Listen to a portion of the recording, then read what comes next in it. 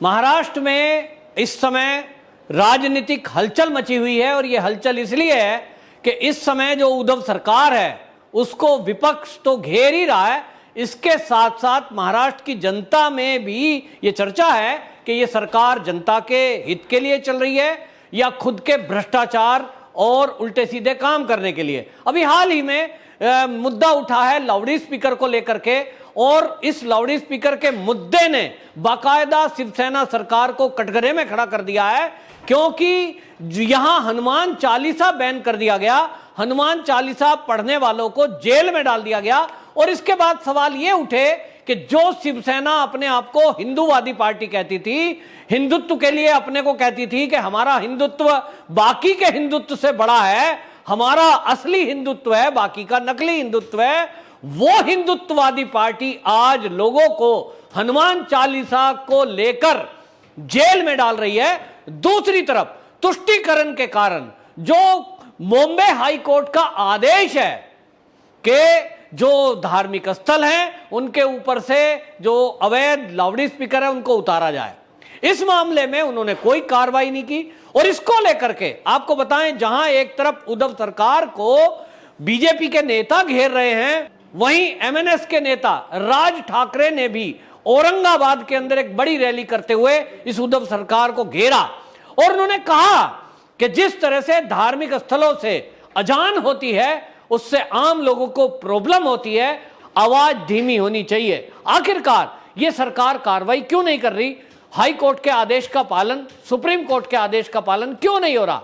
इसको लेकर के जो देवेंद्र फडणवीस हैं उन्होंने बाकायदा उद्धव सरकार पे हमला बोला और उन्होंने सीधा सीधा बोला कि ये जो लोग आज अपने को राम भक्त बनकर दिखा रहे हैं, जो आज उद्धव ठाकरे शिवसेना ये बोल रही है कि जब बाबरी मस्जिद गिराई गई थी तो हम वहां मौजूद थे, तो पहली बात तो उन्होंने ये कहकर घेरा कि वो बाबरी मस्जिद नहीं है, वो कोई मस्जिद थी ही नहीं, वो केवल एक ढांचा था, मंदिर तोड़कर गुम्मद बना दी गई, वो ढांचा था। और विवादित ढांचे को यदि कोई मस्जिद कह रहा है तो एक तरह से वो प्रमाण पत्र दे रहा है कि हिंदुओं ने मस्जिद गिराई। इसी को आपत्ति का लेते हुए देवेंद्र फडणवीस ने उद्धव सरकार को यानी उद्धव ठाकरे को घेरा, क्योंकि उद्धव ठाकरे और संजय राउत इस तरह का बयानबाजी कर रहे थे। और संजय राउत ने तो बाकायदा ये तक कह दिया कि जब वो बाबरी तोड़ी गई तो वहां शिव सैनिक मौजूद थे और शिवसेना ने क्या क्या किया है ये किसी को बताने की जरूरत नहीं है। उद्धव ठाकरे ने भी अपने भाषणों में इस तरह का जिक्र किया और वो राम भक्त बनते नजर आए, लेकिन वो ये भूल गए कि जिसको वो बता रहे हैं उसी मस्जिद और मंदिर को लेकर तो सुप्रीम कोर्ट ने केस चला। अब ये शिवसेना की भाषा भी हो गई, तो इसको लेकर देवेंद्र फडणवीस ने घेरा और उन्होंने कहा कि ये जो सरकार है, इन लोगों को लाउड स्पीकर उतारने के लिए कोर्ट ने कहा, लेकिन ये नहीं उतारेंगे। क्यों? उन्होंने कहा ये डरी हुई सरकार है। उन्होंने कहा कि जब वो बाबरी ढांचा गिराया गया था मैं वहां अयोध्या में मौजूद था, और ये सच है, और वो 18 दिन जेल में रहे थे, ये भी सच है। तो उन्होंने पूछा कि शिवसेना का कोई नेता वहां था, कोई जेल में गया क्या? नहीं। तब ये आज जो नेता अपने आप को हिंदूवादी नेता बता रहे हैं, जो अपने आप को गदाधारी हनुमान भक्त बता रहे हैं, किस बेस पे बता रहे हैं? और इसीलिए देवेंद्र फडणवीस की आक्रामक भाषा ने यह बता दिया। और इसके कारण से आपको बता दूं, उन्होंने आईना दिखाया उद्धव सरकार को कि यह किस तरह की सरकार है। और वाकई में पूरे भारत में महाराष्ट्र को छोड़कर कहीं ऐसी सरकार इस समय नहीं चल रही जिसके दो मंत्री जेल के अंदर बंद हो, जिसके मुख्यमंत्री के ऊपर आरोप हो, जिसके कई सारे विधायकों के ऊपर आरोप हो, नगर पालिका के नेता फंसे हुए हो। ये महाराष्ट्र में हो रहा है। और इसीलिए देवेंद्र फडणवीस ने घोषणा की है, उन्होंने कहा कि आने वाली 14 मई को मैं उद्धव ठाकरे के भ्रष्टाचार का भी खुलासा करूंगा। और आपको बताऊं, ये पहली बार नहीं है, ये पहली बार नहीं है कि उद्धव ठाकरे सरकार के अंदर जो भ्रष्टाचार है उसकी पोल खुली हो। अब से पहले हमने देखा कि किस तरह से जो संजय राउत जी हैं, उसके नेता प्रवक्ता है, उनके बारे में पता चला कि उनकी पत्नी को 55 लाख रुपए कोई बगैर ब्याज के एक प्रवीण राउत नाम का बिल्डर, वो काम करने वाला, उसकी पत्नी उधार दे देती है, उस पैसे से वो प्रॉपर्टी खरीदते हैं और किस तरह से एक हेराफेरी करी जा रही है। इसी को लेकर के देवेंद्र फडणवीस ने पिछले दिनों आरोप लगाया था और उन्होंने कहा था कि जिस तरह से पुलिस के अंदर ट्रांसफर पोस्टिंग के नाम पे उगाही चल रही है, लोगों को मनमर्जी पोस्टिंग के देने के नाम पर पैसे लिए जा रहे हैं, उसमें नेता इन्वॉल्व हैं। और इस बात की रिपोर्ट जब रश्मि शुक्ला नाम की इंटेलिजेंस हेड ने मुख्य सचिव के जरिए मुख्यमंत्री को की, तो मुख्यमंत्री ने कोई कार्रवाई नहीं की। इसका मतलब यह हुआ कि कहीं ना कहीं मुख्यमंत्री भी उसमें इन्वॉल्व है, और यदि नहीं तो जवाब दें। और यह जवाब मांगा जा रहा है। भारतीय जनता पार्टी के नेता लगातार सवाल पूछ रहे हैं कि आपकी अगर इन्वॉल्वमेंट नहीं है तो रश्मि शुक्ला के विरुद्ध कार्रवाई क्यों की, जिन्होंने ये पोल खोली थी। और आपको बताएं, देवेंद्र फडणवीस को जो खुलासा किया है, जो रश्मि शुक्ला ने सबूत सौंपे हैं, अब इसकी जांच पुलिस करेगी क्योंकि मामला सीबीआई के पास है। लेकिन यह मुद्दा कब उछला? यह उछला है मुद्दा अभी 6 महीने पहले। लेकिन रश्मि शुक्ला ने जब यह रिपोर्ट मुख्यमंत्री जी को सौंपी थी, तब तो रश्मि शुक्ला ने ना तो इसको मीडिया में लीक किया, ना इसकी कॉपी किसी नेता को दी बीजेपी के। तो फिर वो दोषी कैसे है? उसको वहां हरेस किया गया, एक बड़ा ऑफिस इंटेलिजेंस हेड से लेकर के उनको 10x10 के कमरे में बिठा दिया गया, उनका ट्रांसफर कर दिया गया। क्यों? सजा देने के लिए। तो कोई अगर भ्रष्टाचार का खुलासा कर रहा है, उसको तो इनाम मिलना चाहिए था, मिली उनको सजा। यह बात ही बीजेपी के नेताओं ने उठाई है कि एक अधिकारी जो भ्रष्टाचार खोल रहा है, उसको इनाम देने के बजाय सजा दी गई। आखिरकार क्यों? इसका मतलब यह है कि मुख्यमंत्री खुद इसमें इन्वॉल्व हैं। अब इसका जवाब वो मांग रहे हैं और उन्होंने घोषणा कर दी है कि 14 तारीख में मैं सबूत के साथ इसका खुलासा करूंगा। और इसके पहले हमने देखा किरीट सोमैया ने कितने तरह के खुलासे किए। अजीत पवार के खिलाफ खुलासे हुए, 1400 करोड़ की संपत्ति उनकी सीज हुई। कुछ तो है। इसी में नारायण राणे ने खुलासे किए।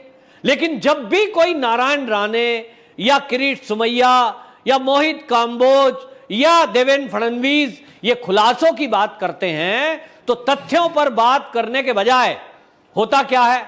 इन्हीं नेताओं के खिलाफ कार्रवाई हो जाती है, एफआईआर कर दी जाती है, इनको परेशान किया जाता है और इनके ऊपर हमले हो जाते हैं। इसका मतलब क्या है? इसका मतलब साफ है कि हमारी सरकार के खिलाफ जो बोलेगा उसका मुंह बंद करने के लिए हम इसी तरह करेंगे। हमने देखा कि टीआरपी मामले में किस तरह से फर्जीवाड़ा किया गया, और जो एक प्रसिद्ध पत्रकार हैं अर्नब गोस्वामी, उनको जेल में डाल दिया गया। क्यों?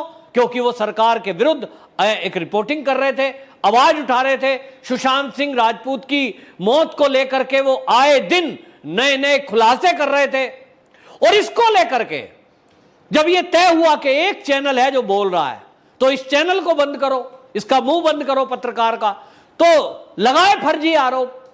अब कोर्ट ने राहत दे दी है। कौन कितना पुराना एक सुसाइड केस निकाल के लाए? क्या जनता समझती नहीं है कि अर्नब गोस्वामी का मुंह बंद क्यों किया जा रहा है? आज सुशांत सिंह राजपूत की मौत की बात कोई कर ही नहीं रहा। क्यों? सबको पता है कि कोई पत्रकार अगर इस आवाज को उठाएगा तो उसका भी वो हाल किया जा सकता है जो अर्नब गोस्वामी का हुआ है। कोई नेता अगर इस आवाज को उठाएगा तो उसके खिलाफ भी ऐसे केस हो सकते हैं जैसे नारायण राणे के खिलाफ हुए, क्योंकि नारायण राणे एकमात्र नेता थे जो ये कह रहे थे कि मेरे पास सबूत है कि शिवसेना का एक बड़ा लीडर दिशा सालियान की मौत में दोषी है, मेरे पास सबूत है। अब आप देखिए, उनके मुंह बंद करने के लिए बाकी चीज तो की गई। अब उन्होंने किसी नेता का नाम तो लिया नहीं था, इसलिए मानहानि बनती नहीं थी। लेकिन यहां भी राजनीति चल रही है कि अभी तक कोई खुलासा हुआ नहीं। मैं तो नारायण राणे जी को देख रहा हूं, कोई खुलासा हुआ नहीं। अब ये सब खुलासे होने बाकी हैं और लोग कहते हैं कि ये खुलासे कब होंगे? जब वहां भारतीय जनता पार्टी की सरकार आएगी। आज की डेट में आप कोई भी खुलासा कर दो, महाराष्ट्र सरकार के विरुद्ध कुछ भी बताओ, वहां कुछ नहीं होना, क्योंकि पुलिस जिस तरह से काम कर रही है उस पुलिस के ऊपर आरोप है। देवेंद्र फडणवीस ने तो पिछले दिनों कहा था कि ये जो महाराष्ट्र की पुलिस है, जिसको स्कॉटलैंड यार्ड की पुलिस से तुलना की जाती थी, आज इस पुलिस का सबसे खराब दौर चल रहा है। क्यों? उन्होंने कहा कि इसलिए क्योंकि पुलिस के अधिकारी या पुलिस को शिवसेना कार्यकर्ताओं के तौर पे इस्तेमाल कर रही है। मतलब इशारे पे चलना पड़ रहा है। भाई नौकरशाहों की तो मजबूरी है कि जब नेताजी कुछ कहेंगे उसका तो कहना मानना पड़ेगा, नहीं मानोगे तो आपको प्रॉब्लम हो जाएगी। ट्रांसफर ही कर दो किसी नौकरी वाले को, उसको घर से भेज दो 300 किलोमीटर दूर, इतना बड़ा महाराष्ट्र है, तो वो इसी में परेशान हो जाएगा। तो नौकरी वाला आदमी सोचता है ठीक है जी नेताजी आपने जो कहा मान लेते हैं, जिसको कहो FIR लिख देते हैं। लेकिन यह भी पहली बार हुआ कि हनुमान चालीसा के नाम पर राजद्रोह का केस दर्ज हुआ, यह पहली बार हुआ और इसलिए यह सब देखा जा रहा है। बहरहाल अब देखना होगा, 14 तारीख आने वाली है और इस 14 तारीख में देवेंद्र फडणवीस क्या बड़ा खुलासा करेंगे उद्धव ठाकरे के खिलाफ।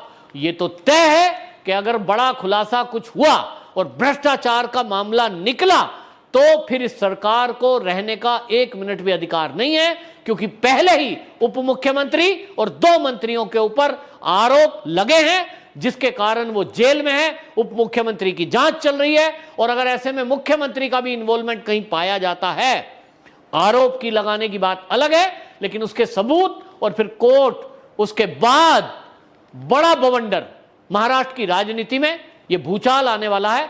देखते रहिए आप क्या होने वाला है। लेकिन इतना जरूर है, जो महाराष्ट्र के सूत्र हैं वो ये कह रहे हैं कि इससे महाराष्ट्र की जनता शिवसेना से दूर होती जा रही है और शिवसैनिक भी शिवसेना से दूर होते जा रहे हैं, क्योंकि जो बाला साहब ठाकरे जी थे वो इस तरह की राजनीति कतई पसंद नहीं करते थे जैसी आजकल महाराष्ट्र में हो रही है। इसको लेकर चर्चा गर्म है और इसीलिए राज ठाकरे एक्टिव हुए हैं। उनको लगता है कि जो शिवसैनिक शिवसेना छोड़ेंगे या उधर से मन मोड़ेंगे वो MNS ज्वाइन करेंगे, ऐसा उनका विचार है। देखते हैं क्या होता है और 14 तारीख के बाद बड़ा कुछ खुलासा होगा और बड़ी कोई हलचल महाराष्ट्र में हो सकती है। वंदे मातरम।